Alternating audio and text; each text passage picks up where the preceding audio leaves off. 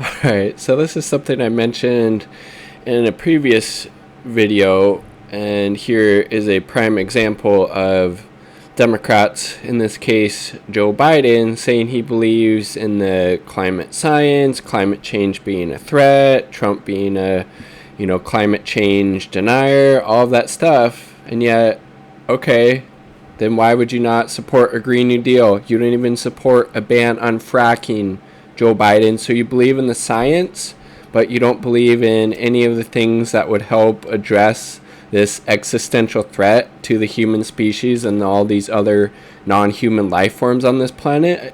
It makes no fucking sense. I mean, Jesus Christ. So there you go. Biden slams Trump denial and calls climate crisis an imminent existential threat. And yeah, he's right. But none of his policies are, with regards to climate change, are treating it like it is an imminent existential crisis. So huge disconnect there. Again, yes, Trump's horrible on the issue of climate change. He's a climate change denier, doesn't support any of these bold policies, but then the things that Joe Biden supports fall way short, and more images like this would happen under a Biden administration as well, because he's not willing to commit to the systemic change that we need to address this existential crisis.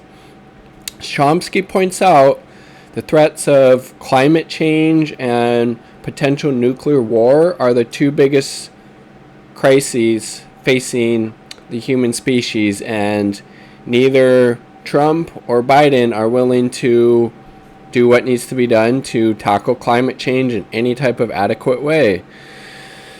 I mean, I'm currently, just south of Seattle. In the last couple of days, Seattle, Portland area in the Pacific Northwest has had some of the worst air quality in the world.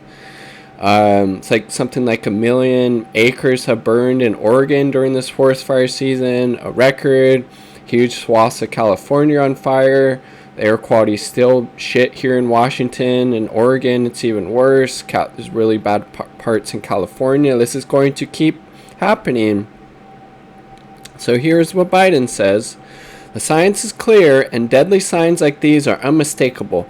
Climate change poses an imminent existential threat to our way of life, said Biden. President Trump can try to deny that reality, but the facts are undeniable.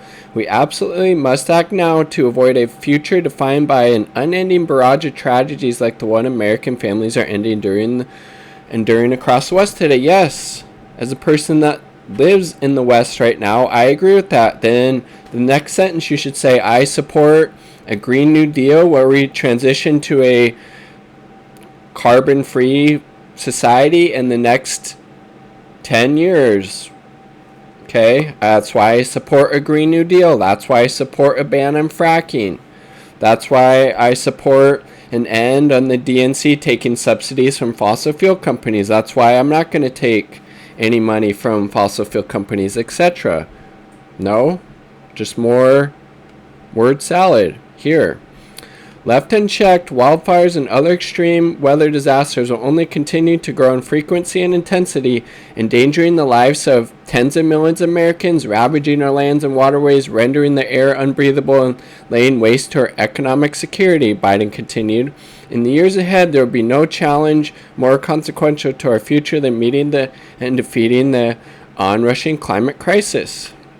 Okay, good. That's all well and good, but what are your policies to actually address this existential crisis? Nothing.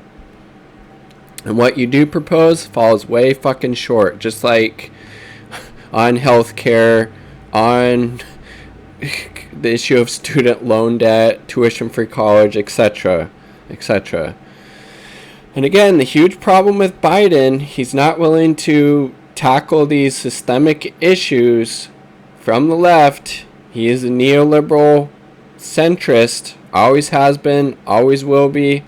The problem with that is he gets elected, he's not going to try to advocate for any of these super important, systemic changes that we need to make. The person that comes after him will be much further to the right, much more of a capable fascist than Donald Trump. Okay?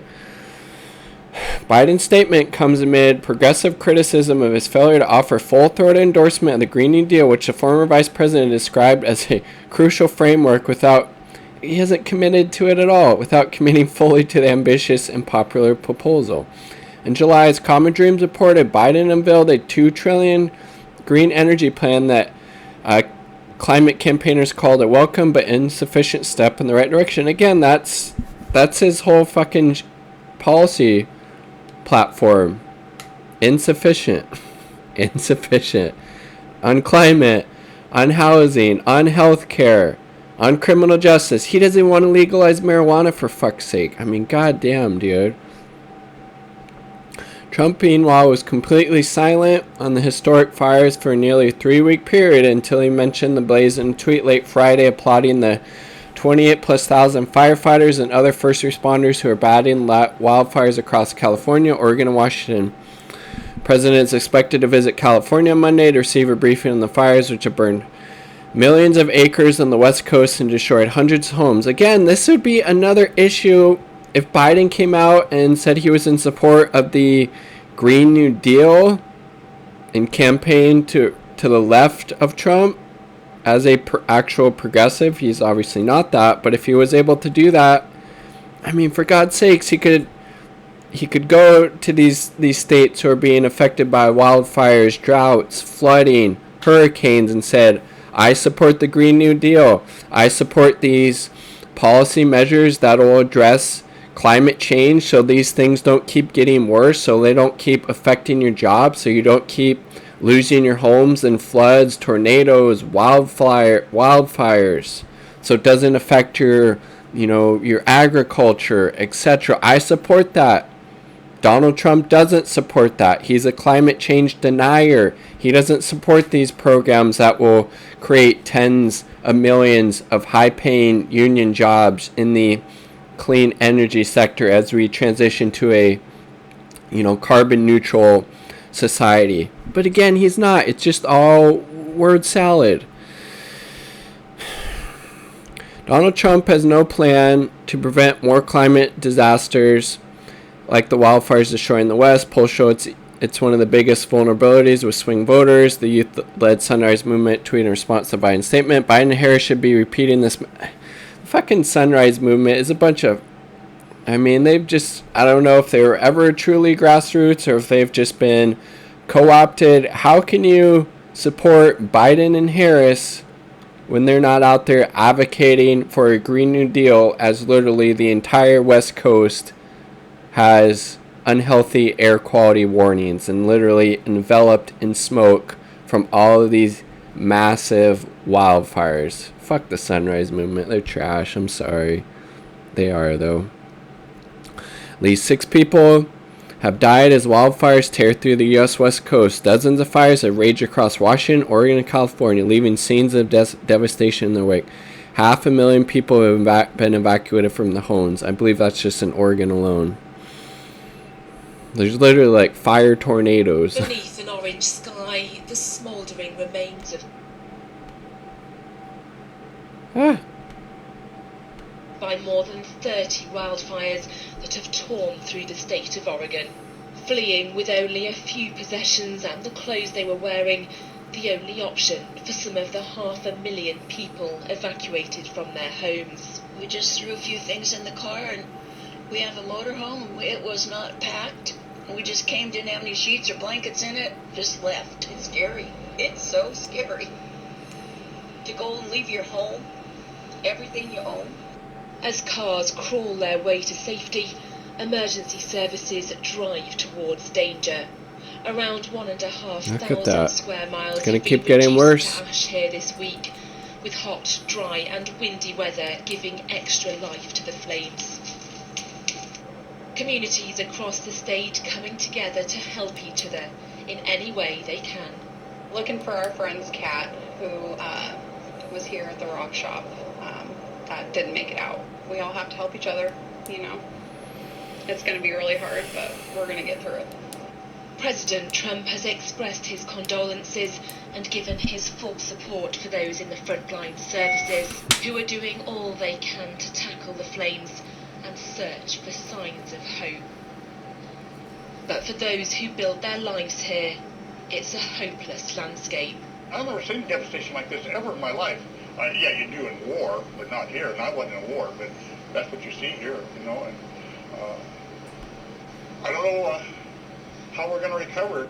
Recovery that for so many seems so far off, as small reminders of normality remind us that this is no normal time. Helena Carter, 5 News.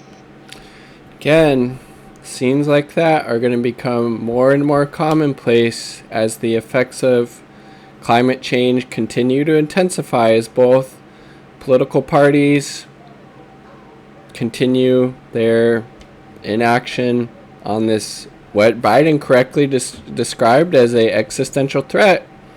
Yet where's the bold policies to address it as the existential threat it is? It's not there on Biden's side.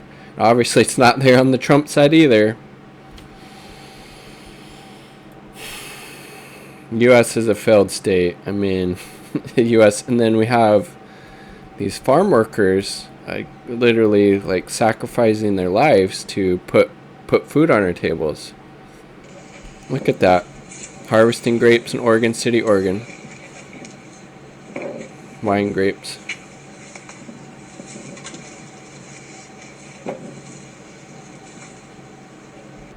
Damn. So you're eating tonight.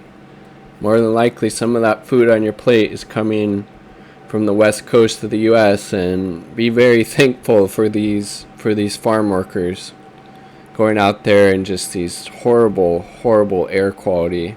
Again, some of the worst in the world on the west coast of the United States right now, and neither political party is up to this challenge, and it's not surprising, but it's disgusting for sure. It's not shouldn't be a political issue. We all need a habitable planet to live on. Peace.